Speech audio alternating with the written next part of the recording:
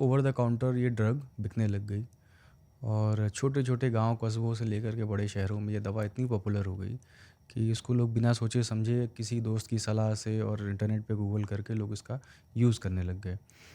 ये दवा अगर बिना प्रिस्क्राइब की ली जा रही है लगातार तो ये कितनी खतरनाक है, हमारे बॉडी ऑर्गन्स पे कितना फ़र्क डालती है, ये साइड इफ़ेक्ट क्या है इसके?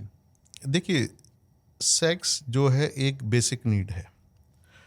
तो काफ़ी बार जो पहली टाइम जो रिलेशन बनाते हैं लोग, उन लोगों को काफ़ी परफॉर्मेंस एंजाइटी होती है हुँ, कि हम रिलेशन बनाएंगे, रिलेशन होगा या नहीं होगा, इरेक्शन होगा नहीं होगा। तो काफ़ी बार लोगों को परफॉर्मेंस एंजाइटी या जो परफॉर्मेंस का प्रेशर होता है उसकी वजह से इरेक्टाइल डिस्फंक्शन होता है। तो वो उस लिए टैबलेट को यूज़ करते हैं।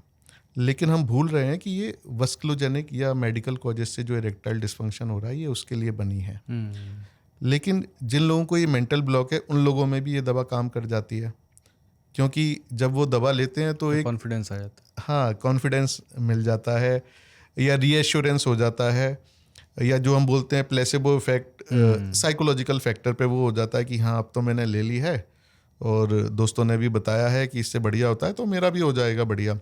दूसरी बात, थोड़ा दवा भी हेल्प करती है, हुँ। वेसोडाइलेशन कर देती है, थोड़ा इरेक्शन इजी कर देती है। तो उस वजह से ये दवा काम कर जाती है, हालांकि है वो साइकोजेनिक फैक्टर।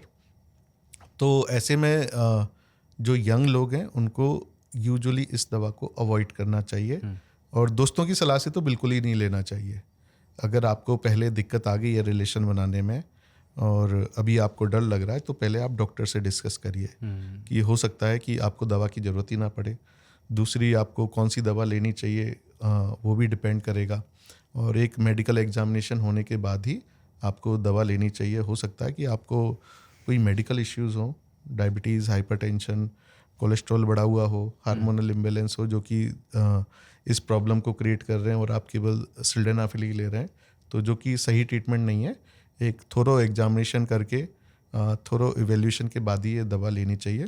दूसरा, आपने जो बात कही थी ओवर द काउंटर अवेलेबल है, ये ओवर द काउंटर अवेलेबल है लेकिन ये अलाउड नहीं है हुँ, ओटीसी मेडिसिन के रूप में हुँ, इसको बेचना। तो इवन अब तो काफ़ी कंपनीज लिखने भी लग गई हैं कि आप ये साइकेट्रिस्ट, यूरोलॉजिस्ट, न्यूरोलॉजिस्ट या गायनेकोलॉजिस्ट की एडवाइस से ही लें। हुँ, अलग अलग कंपनियों के हिसाब से कुछ कंपनियां लिखने भी लग गई हैं, और ये प्रिस्क्रिप्शन मेडिसिन है, हुँ। क्योंकि हाँ, अभी डायग्नोज़ तो हो पहले बीमारी आपकी। हाँ, अभी हिंदुस्तान में रेस्ट्रिक्शन कम है दवा प्रोक्यूर करने में, तो इसलिए लोगों को मिल जाती है। नहीं तो अगर वेस्टर्न कंट्रीज़ की बात करें तो ज़्यादातर जगह ये प्रिस्क्रिप्शन मेडिसिन है और डॉक्टर के प्रिस्क्रिप्शन के बाद ही लेनी चाहिए। अच्छा ये बताइए, कोई किसी को डिज़ायर नहीं आ रहा है अगर, और वो उसका इलाज यहाँ खोज रहा है, ये सिल्डेनाफिल खा करके, ती हाँ, तब हाँ। ये कितनी हेल्प करती है?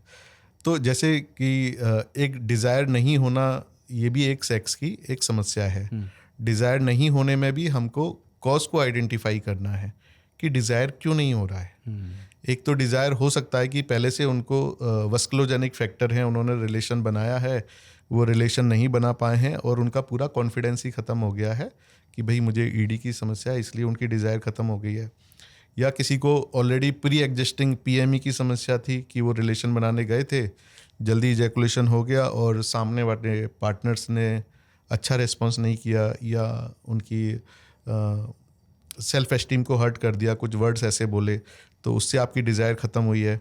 या कोई हार्मोनल प्रॉब्लम है आपको, हार्मोन्स जैसे टेस्टोस्टेरोन जो सेक्स हार्मोन है वो आपके बॉडी में कम है, उसकी वजह से डिज़ायर नहीं हुई। या और कोई हार्मोनल इम्बैलेंस जैसे हुँ, थायराइड का इम्बैलेंस हो गया, उसकी वजह से आपकी डिज़ायर कम है। या बहुत सारी मेडिसिन्स होती हैं जो कि हमारी सेक्स डिज़ायर को अफेक्ट करती हैं। वो साइकेट्रिक मेडिसिन भी हो सकती हैं और कुछ मेडिकल प्रॉब्लम की भी दवाइयाँ हो सकती हैं। तो वो हमें देखना होता है कि कहीं पेशेंट वो दवा तो नहीं ले रहा। हुँ, इनफैक्ट मेरे पास तो काफ़ी मरीज़ आए थे ऐसे कि जो अपनी हाइपरटेंशन का इलाज ले रहे थे और उनको डिज़ायर की कमी थी। तो जब मैंने उनकी हिस्ट्री को देखा तो मिला वो कि ये दवा डिज़ायर कम करती है। तो वो बीपी की दवा थी तो उसको हमने चेंज किया।